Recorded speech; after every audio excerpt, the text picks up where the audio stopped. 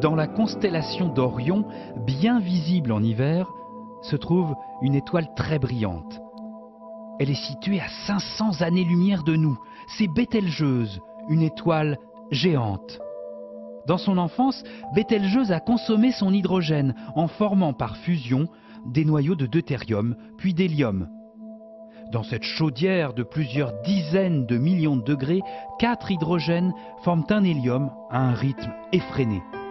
Un peu comme dans notre Soleil actuellement.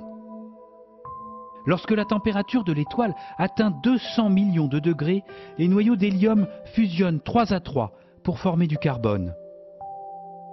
Lorsque le cœur de l'étoile atteint le milliard de degrés, les noyaux de carbone fusionnent à leur tour pour donner de l'oxygène, du néon et du magnésium. L'étoile adopte une structure en couches, les éléments les plus lourds sont au centre et les plus légers sont à la périphérie.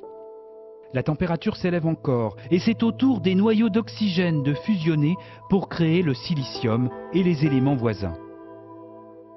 Puis les noyaux capturent l'hélium et des éléments encore plus lourds que le silicium sont produits. Jusqu'au nickel, radioactif. Il décroît par radioactivité pour donner du fer particulièrement stable. À ce moment, les réactions nucléaires s'arrêtent. Le cœur de l'étoile est devenu si dense qu'il s'effondre sur lui-même. L'étoile devient une supernova. Électrons et protons fusionnent pour former des neutrons. Et en quelques instants, les noyaux de fer capturent les neutrons et produisent des noyaux jusqu'aux frontières de la carte.